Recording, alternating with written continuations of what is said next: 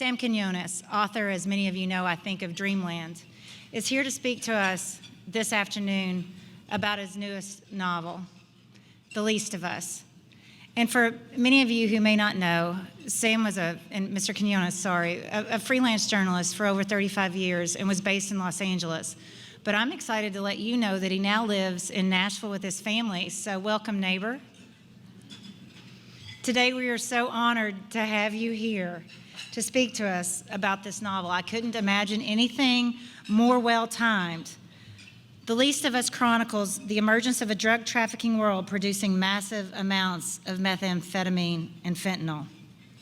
Sam, I'm hoping you can stay after this. I know your books are going fast, and I have a feeling the rest of them are going to sell quickly as soon as you're finished speaking.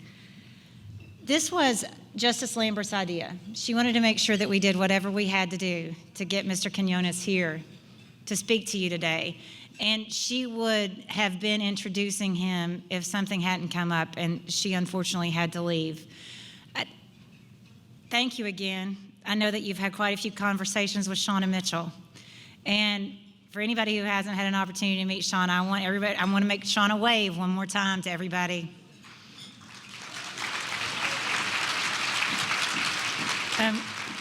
I've been fortunate to attend a lot of events at the national level, and I'm going to tell you this might be one of the most well-done events I've ever seen. I can say this because I had nothing to do with it. Shauna did this. All the folks that work with Shauna did this. So Shauna, thank you. Sam?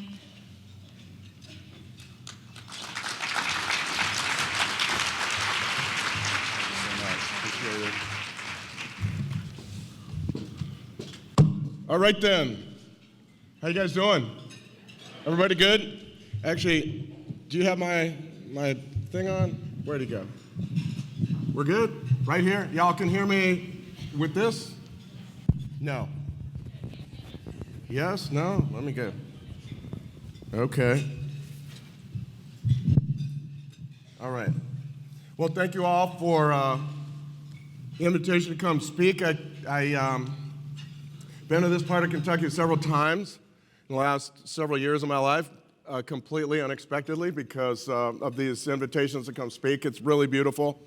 I do enjoy it. Thank you, Shauna, for all your hard work on all this. It's so great to see people that I've known now for a few years. Kim, when the hell did we meet? It was like 2015 or something like that. Joan Arlinghouse, where did you go? Anyway, she's out there somewhere. Charlotte Wellington. Anyway, sorry. I spent a lot of time in this area, in this northern part of Kentucky, writing The Least of Us. I'd like to also remember a guy that I think some of you may have known. A beautiful fella. I became friends, this kind of California reporter, and this former boxer from northern Kentucky, Will Pufferman, Big Will, died sadly last year. I still have not truly cannot get my mind around it. He helped so many people. As I said in the book, he has fists like ham sandwiches and a huge heart, and I miss him very much. So I want to make sure that I recognized. I never had a boring conversation with Will Pufferman, that's for sure, which is a huge compliment coming from a reporter. That's what you're looking for. Anyway, Jason Merrick's out there somewhere. Oh, there he is. Hey, Jason. Good to see you again, man. All the people who helped me make sense of what I was seeing after I wrote the book Dreamland and watched as things began to change. I want to talk about that in a minute, but before I do, I want to tell you a story of a fellow I met towards the end of writing The Least of Us. It was in LA. It was I met a guy named Eric Barrera, a husky, sweethearted guy, thick neck, former Marine, social worker by the time I met him. He was it was outreach worker for VA into homeless encampments, which there were many in LA. looking for vets to see if they needed housing, could find people who could offer housing treatment for. Eric told me his own story, which was that in 2000, he left the Marines, wasn't too happy with his own performance as a Marine, dipped into depression, treated it with methamphetamine. He found that the methamphetamine back then, this was in the early 2000s, was a euphoric drug. He could use it and not have his life unravel. He had a girlfriend, house, car, job. For several years he used it, and as I say, his life never really unraveled until precisely the year of 2009, he told me. That year he used meth once, and all of a sudden he became this raging, paranoid kind of maniac, in his words. Began to believe his girlfriend was hiding a man on the walls, took a butcher knife, started stabbing the walls, stabbing the mattress, looking for this man. He said, for the next 5 years until I got sober, that paranoia never left me. His family kicked him out. His girlfriend kicked him out. He was all of a sudden kind of alone, homeless, living in his car, just him, his pornography, and his dope. He described that transformation one night when we met at a pizza parlor in Pasadena, California. And I want to leave Eric's story there. I'll get back to it in a little bit.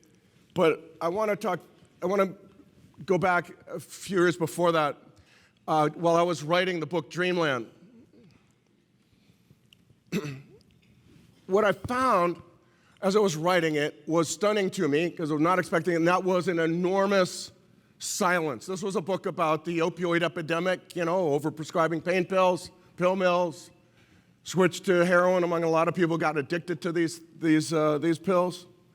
What I found when I went out into the world to kind of write this book was 2013, was that nobody wanted to talk about this. Certainly families with addicted loved ones were all very interested in not letting anybody know how their loved one really died. The obituaries were all inventions. Back then, this was not that long ago. This was 10 years ago, right? Think about back then, many of you who work in this field since then. Right? Nobody knew how to pronounce the word naloxone. I mean, if you didn't work in the field. When I was writing Dreamland, there were 3 lawsuits. All of them were on hold. Right?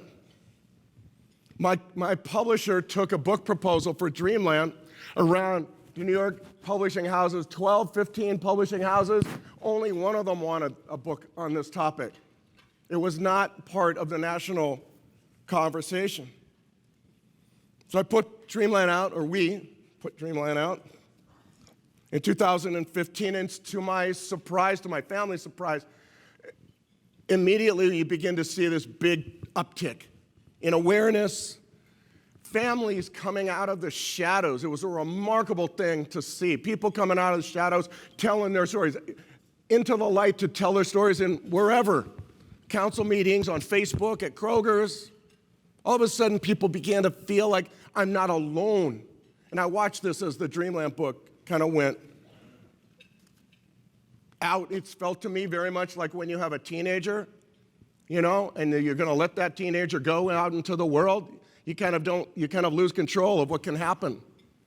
And that's kind of how I feel about the book. The book has now its life of its own that is beyond me, honestly. Meanwhile, in my own life, though, in our family life, I began to get these invitations, come speak, like here, and earlier invitations that that brought me to this area before. Each year, the invitations would double. It's crazy. My wife and I were walking around this house going, all over the country, Vermont, Hawaii, Reno, Oklahoma, all over this area, Kentucky, Ohio, Indiana.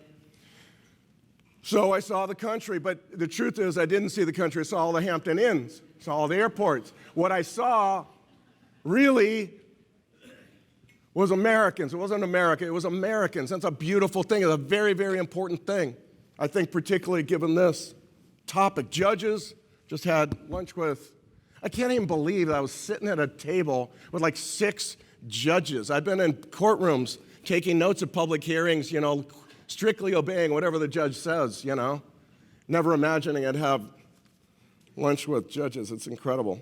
Anyway, thank you, guys. So appreciate it. I met all kinds of drug counselors, covering addicts, hospital administrators, cops, prosecutors, families of lost loved ones. Meanwhile, my publisher, of course, immediately says, no, now you got to do another book. And I was exhausted. My little brain was packed like some external hard drive, man. There was no more space. I knew that the topic was about one of the great issues of our time, though. Much bigger than what I thought it was about initially, which was drug traffickers and pharma companies selling their products in the same way. Now it was much bigger than that, I realized. Rooted in our own destruction, I felt, of community, shredding that community that was really the most important bulwark we possess as human beings. I want to talk about that later. All of it, too, rooted in our desire for magic answers, right? Simple solutions to very complicated problems. We want that. We love that. I guess it's human nature. We certainly have grown addicted to that in America, it seems to me. In this case, it was pain, right? Very complicated problem of pain. How do we solve it? One pill for every single human being, no matter the background. We're still living with those consequences. But I have to tell you, when my publisher said we need to write another book about this topic, I thought to myself, Dreamland said all there was to say. After all, what could be worse than heroin, right? Well, as you all very well know, as I know very well as well, I traveled the country and I saw what comes after heroin. I watched, in fact, the dawning of the synthetic era of drugs, which we are now fully in the midst of, and I do not believe we'll be exiting anytime soon. Now, instead of doctors, the underworld was the source, primarily Mexico. Mexican drug traffickers, primarily western side of that country. They cover the country with this stuff, using the markets of addicted Americans created by the opioid epidemic that I had written about in Dreamland. This is a story, though, that has a lot to do with what benefits drug traffickers, not consumers, not users, not addicts. The benefits of synthetic drugs are many to traffickers. You don't need land anymore, no rain, no sunshine. You don't need any of that. You don't need farmers. Just make it in a small lab, right? Away from the prying eyes of helicopters. Now what's most important is no longer land and stuff. It's shipping ports. Shipping ports, you control those shipping ports. You get access to the world chemical markets. You can make as much of this stuff as you can get ingredients for. And if you control those shipping ports, which they do, you can get this stuff in catastrophic quantities, which they are. No more seasons, right? You can make this stuff all year round. All of this, of course, makes sense from the trafficker's perspective, which is why I think it's going to be here for a while. The other thing that's important about this is, as you, I'm sure, understand in your work, is that synthetic drugs change everything. Everything we ever thought about drug production, smuggling, potency, treatment, addiction, it just goes on and on. This is not a story about demand creating supply. It is the opposite. It's about supply creating demand. I studied, as part of this book, I studied neuroscience. Neuroscience of consumer marketing is very interesting. Well, what you find is companies that make, say, soft drinks or fast food or whatever, what they're really looking for, what most of these kind of consumer retail products are looking for is reduction of friction to use, making it as easy as possible for us to use their product. That's why the soda companies fight over space in the grocery store. That's why Netflix will not ask you whether you want to see the next episode. They'll just dovetail you right into it. TikTok, same thing, right? They understand. Keep people using. No friction to use. It's a fundamental idea. I think what we're seeing now is with trafficking of these synthetics that has allowed traffickers essentially to do the same, reduce the friction to use, create demand by reducing friction to use. Along with that, you, of course, are marketing enormously addictive, very potent dope.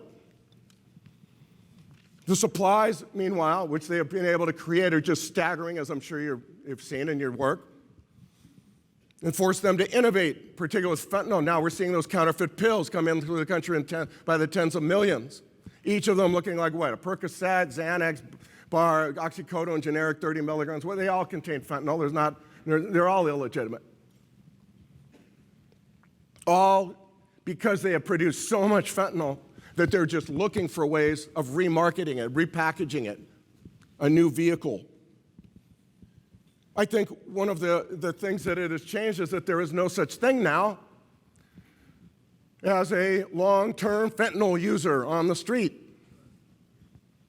Used to be the case with heroin. I mean, I know people who've used heroin 30 years.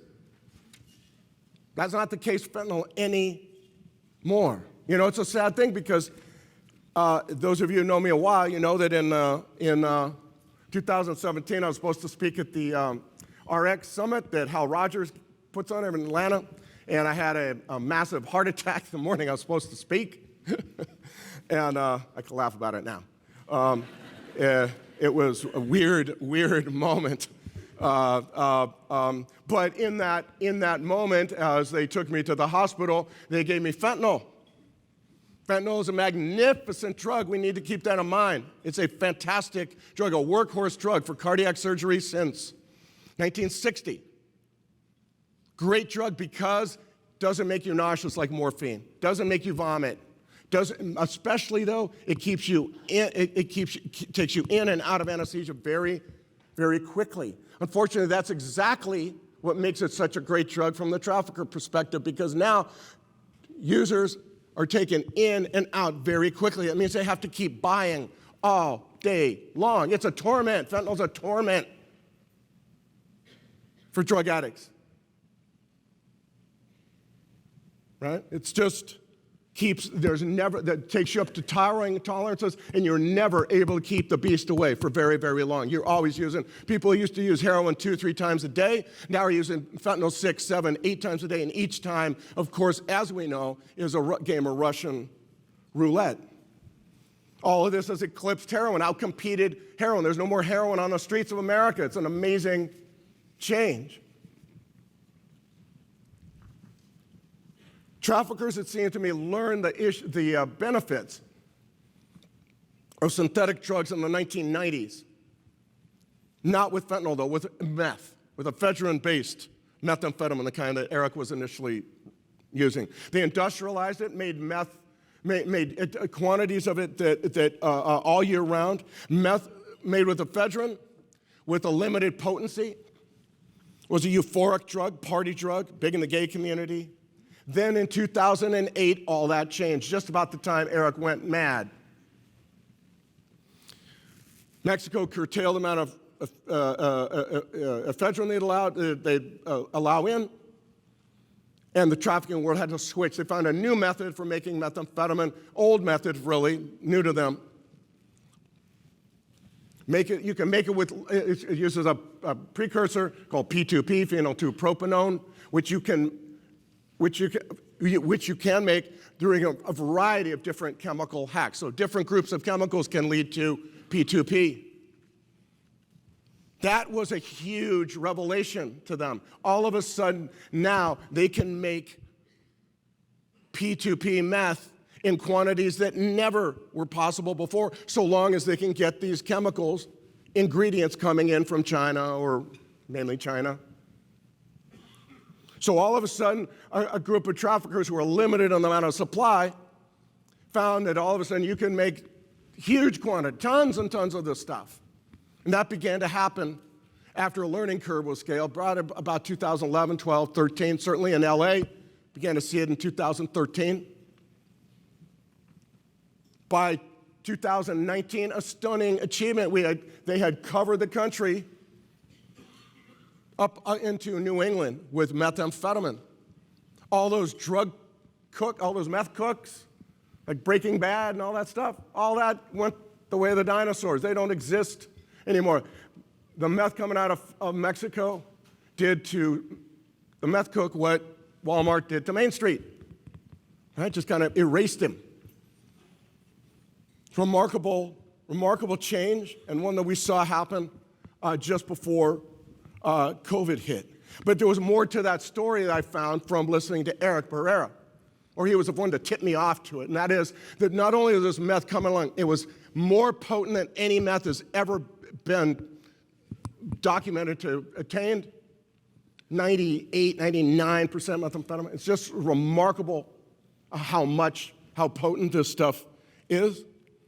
It was also accompanied by rapid onset symptoms of schizophrenia, meth-induced psychosis, people out of their minds immediately, people who had no history of mental illness. All of this was happening because of this meth coming out of Mexico. This was not being written about, but when Eric told me about it, it made so much sense. I began to call people all over the country. This was in the middle of COVID. Couldn't travel. Addiction clinic directors told me of rapid onset descent into mental illness within hours of use. An Eastern Tennessee rehab director told me she had guys showing up who couldn't remember what who had been sent there from jail, who couldn't remember what the judges sentenced them to and why. And one woman in rural Oregon told me she had been barking like a dog on this methamphetamine. Then she got in sobriety, got a sober living house, but still for 6 months she knew she did not have, her brain was still not fully there, back to normal. She didn't feel empathy for anybody. She was like cold and flat. Till one night, she was watching a movie with her roommate in the sober living house, and it's called Made in Manhattan, you know? Jennifer Lopez and somebody else, I can't remember who. And all of a sudden, she told me she just began to weep. Just weep. It was tears of happiness. That she finally was able to feel empathy for the characters in this movie. It was like this major change for this woman. All this really began, it seems to me, with this meth. This meth was not a party drug anymore. It was sinister. It turned people inward. It was connected, I felt, very closely to the spread of mental illness and homelessness in our country. You found this in tent encampments everywhere. All this really began with the P2P meth that started coming out of Mexico in vast quantities beginning about, say, 2012. Why is it happening? Well, it could be the chemicals involved. That's what I thought when I wrote this book. That's a possibility. I think now people are understanding that it's probably more to do with the just supreme potency that this stuff is coming.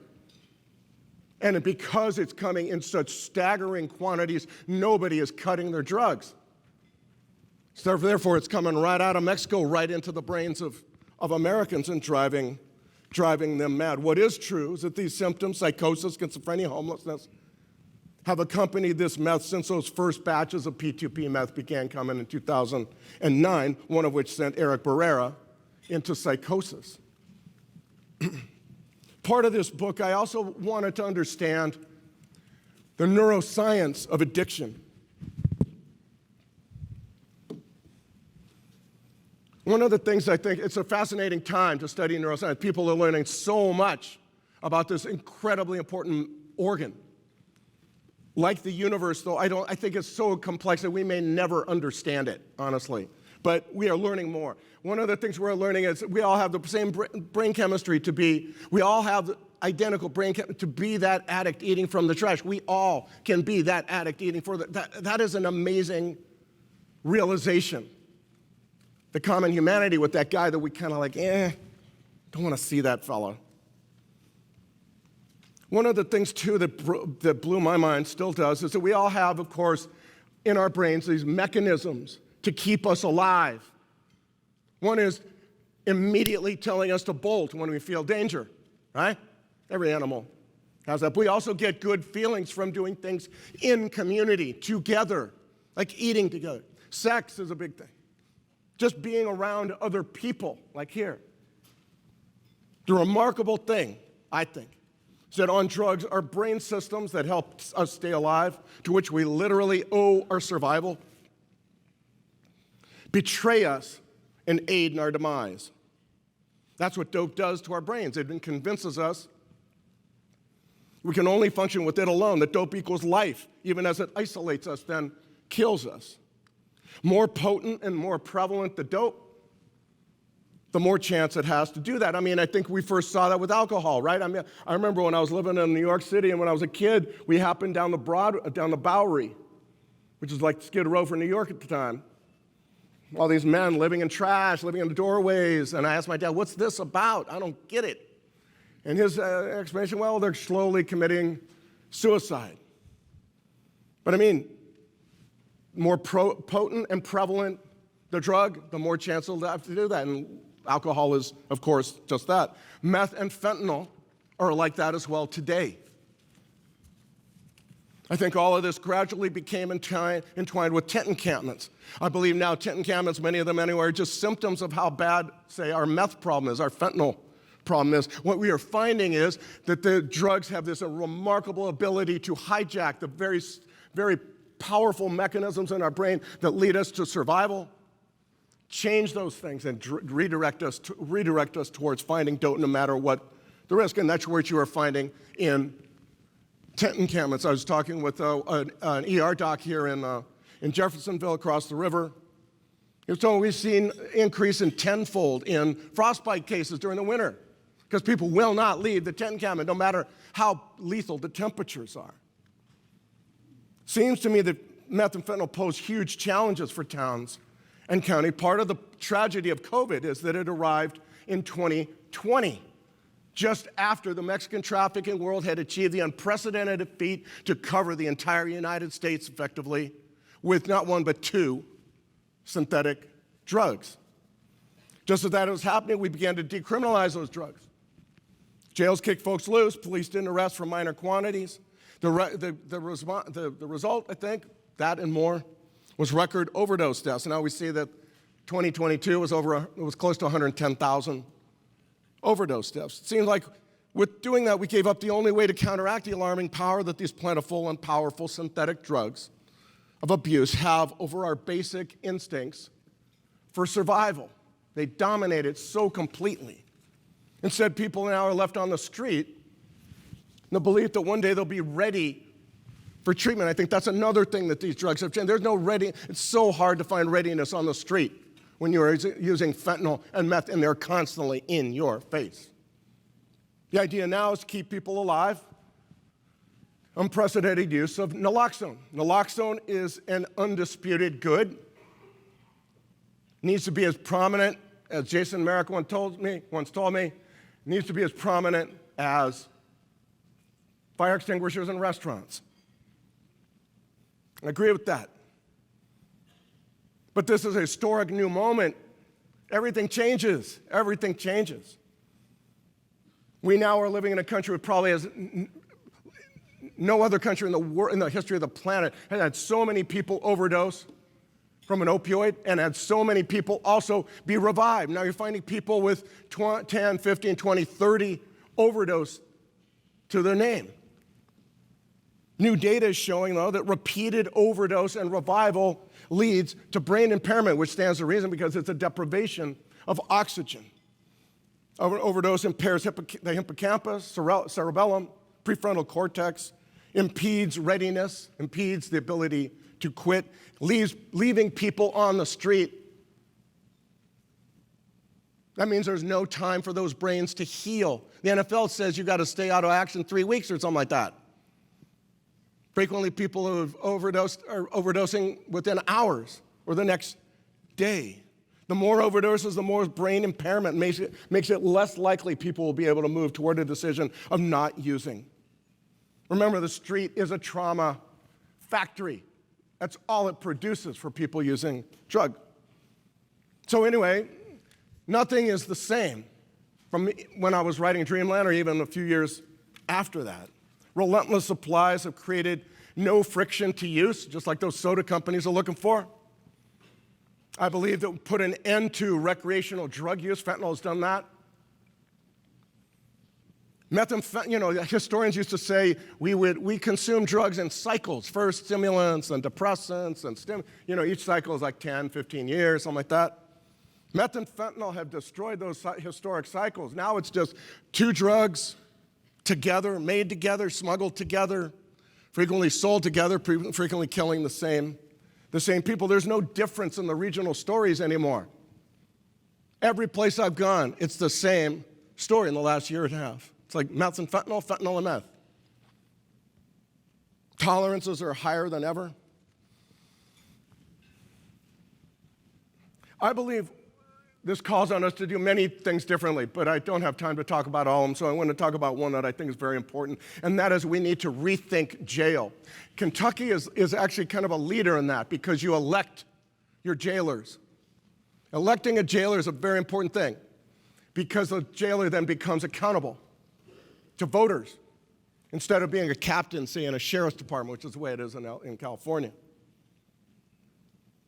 Rethinking jail, not as a place to dump people, which it always has been, a place to throw away the key, but a place to begin sobriety, where true readiness can be found. You're seeing this in Kenton County, just up the river, right?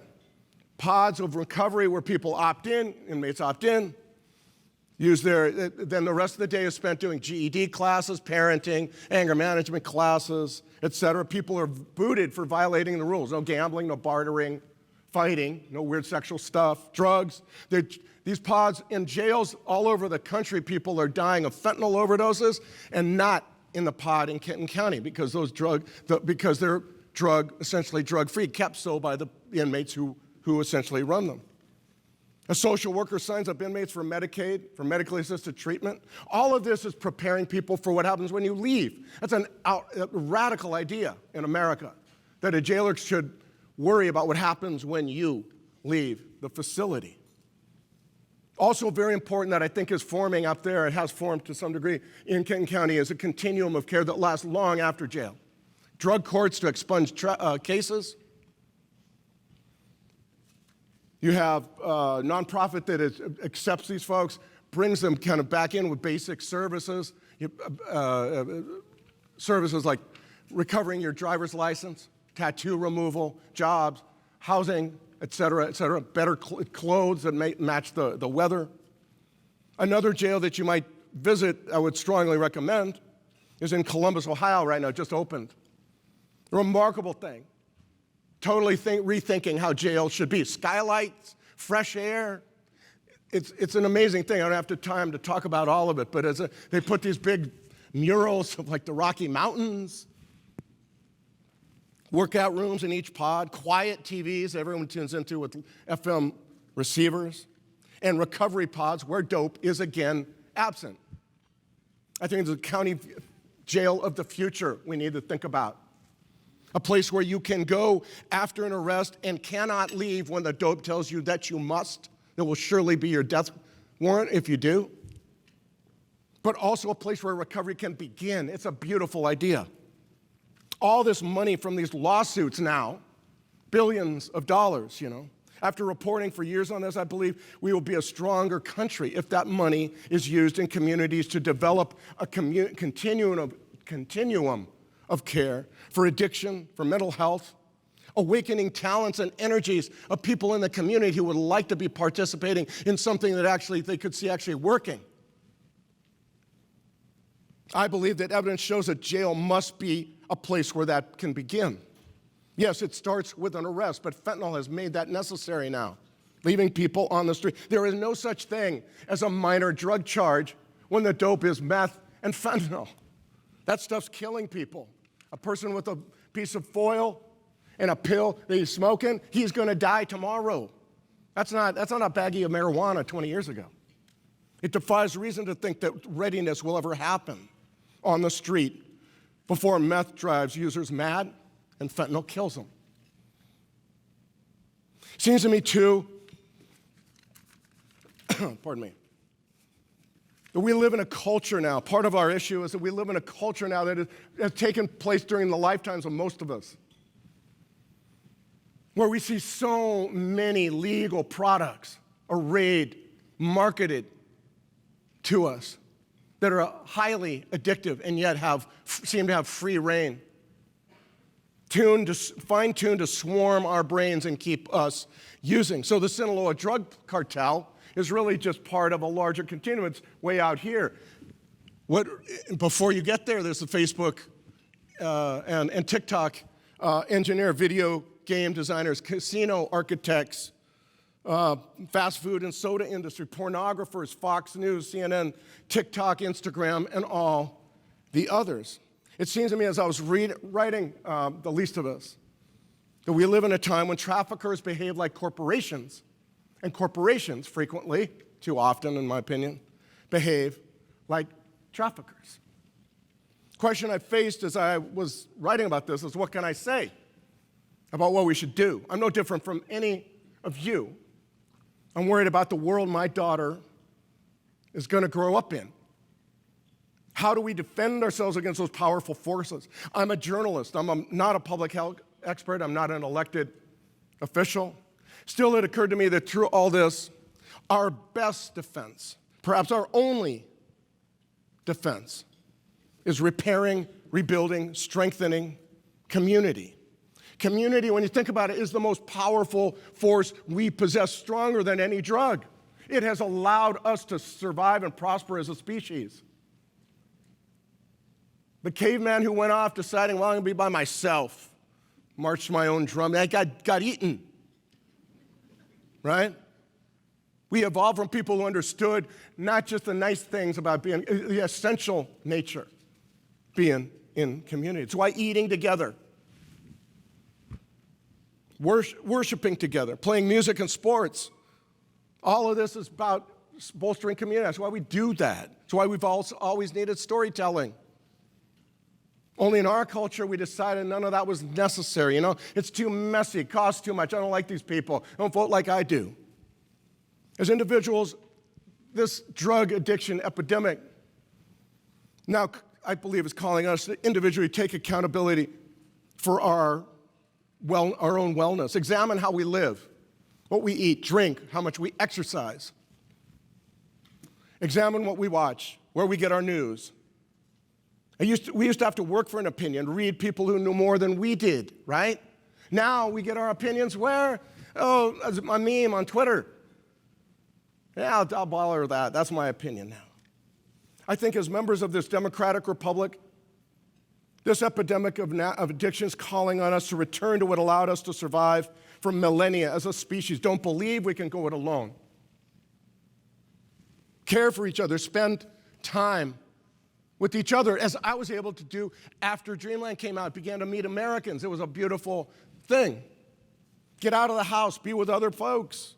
You know, Alexis de Tocqueville, who was one of the most perceptive analysts of America back in 1830, French guy, wrote that Americans engage in small kindnesses that are a balance to their rugged individualism, and they both keep each other in check to some. Those small kindnesses, being around other people, how do you do, that kind of thing, makes individualism a positive. It keeps it from becoming a toxin of isolation that it is today. I think we need to understand that the epidemic now has been trying to teach us that we are only as strong as the most vulnerable. We are only as strong as the least of us. I'm not a Christian, but while writing this book, I needed a guide. My publisher had said, just start writing. That's not a good thing. You need a book outline. Where are you going to go with it? And I didn't have one. So I began to read widely, and one of the things I began to read was the Gospels in the Bible. Came upon the book of Matthew, of course, when Jesus says, that which you do for the least of these, my brethren, you do for me. To me, that hit me just at the right moment because I felt we were getting so far away from the small, the local, that we can't function while we turned our backs on those around us. But I'm not a preacher. I'm a journalist, a storyteller, which is why as I set out to do this book, I looked for the smallest, least noticed, non-sexy stories of Americans involved in community repair that I could find. That's what I also saw on the trips that I would take around the country. not just fentanyl and meth. Folks who knew there was no magic bullet. People involved in helping the most vulnerable. These stories became the heart and soul of the book because these stories are the resetting of mental health, in a sense, of counties, towns, and neighborhoods. One story is about a rural sheriff, flat top, tobacco dipping, fox watching sheriff, deciding once he became sheriff that he had to lead his county in helping addicts in recovery find work.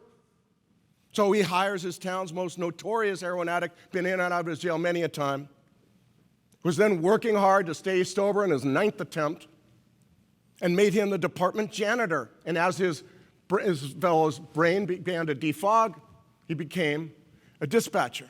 What I liked about the stories that I began to write in this book, which take up about half of it, or that these are frequently about people changing their minds.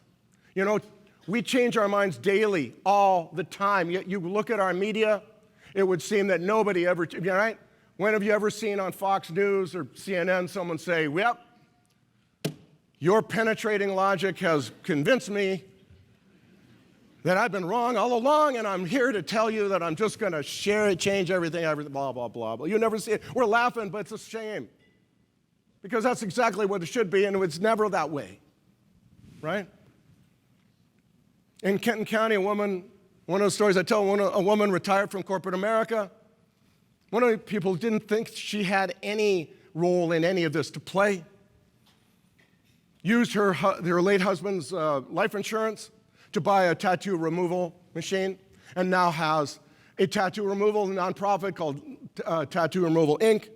Joe Martin, wonderful, wonderful woman.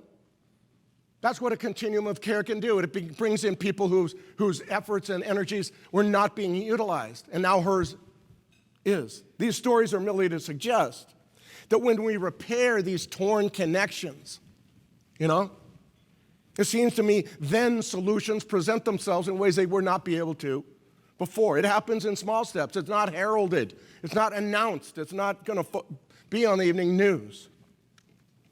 It's a product of not worrying that we're not saving the world. It's what addicts in recovery do every day. Small steps, right? Every day. I'm often asked, where are the solutions? I say, look at any recovering addict. Getting used to those small steps, though, that's the trick. Awakening and leveraging those energies. But a continuum of care can do that, and I've seen it, I think, happening in Kenton County. Bringing people into community, building what makes common sense, then solutions become easier. I guess what I've learned doing reporting on all this for these books is that you have to use what you got. Take the small step, start small. Don't worry about whether, again, you're saving the world. Real social change comes that way, without so many of the unintended consequences that we've gotten used to from these big magic answers. I guess the important thing is to just get used to those small steps. That's happening right now. Look at the lawsuits. I mean, there were 3 lawsuits when I wrote Dreamland. Now what, 2,600, 3,000? It's because of one of the great social movements of our time, and that is people, unorganized, without any precedent or press release or anything, coming out of the shadows into the light in the smallest ways possible and igniting interest on the part of elected officials in places all over that country, our country. Now we're seeing billions of dollars in settlement. So thinking this, I thought that I needed to tell these kinds of stories. So I rushed around, gathering up these stories, filled half the book with small, stale stories of neighborhood repair, believing, I think, that maybe the medium is the message, that this is how we best defend ourselves in a world where corporations behave like traffickers and traffickers like corporations. Synthetic dope is real and will be with us for a long time, but more powerful than that is what we believe is possible for us. These stories reminded me that we evolved to work together collectively in groups for the betterment of all. We've fallen so far away from that. So we have widespread depression, suicide, friendlessness, loneliness, inquisitorial political extremes, reaching more and more crazy conclusions, like locusts. We have stopped believing in what we can do, what we can affect in our lives and in our communities. But to me, I have to say, that is the dope talking. That's Fox News or CNN. That outrage they blast at us daily, which is the message of which is, you're right, they're bad. The toxic thing in our culture. I think we can counter this with a deepening understanding of the preciousness of us. Not just an individual's life, but the beauty of all of us living on the planet together. Why should we feel hopeful from this very bleak panorama? I think this is the reason. Our ultimate defense, our best defense, is in us waking up to what we all have within us. Waking up to the preciousness of us together, working in small steps, like that addict in recovery. Not expecting miracles, just daily work, remembering how far we have come in 10 short years, even as we know how far we have to go. So finally, before I end up, I wanted to tell you that final story of Eric Barrera, my friend. Eric finally got sober after several years using this pestilential method he was coming out of Mexico. But he still had issues with depression. Then one day, his girlfriend's sister spots a stray pit bull wandering in LA traffic. And for some reason, she has the guts to open her car door and let this dog into the car. I don't think I'd have done that, but she did. Turned out that this dog was a marvelously sweet little pooch, not the loaded gun that most people think pit bulls are. They got along with everyone, didn't eat their chihuahuas that they had at home. They were going to give him up for adoption, and Eric said, before you do that, why don't I train him as a service dog? So he did. He named the dog Mundo, which is Spanish for world. He took Mundo with him through the homeless encampments, through Skid Row. The pooch moved him out, in a sense, of his depression. The dog made him take him running every day. And for depression, motion is medicine. Soon, Eric's depression was resolved. He began taking classes at a community college, found it easier to be around other people, began to focus more. Girls loved Mundo. That was good. Leaving meth, Eric found Mundo. He found the world, community. Through this pooch, a low-tech solution. No pills. He found the opposite of what that P2P meth had mired him in.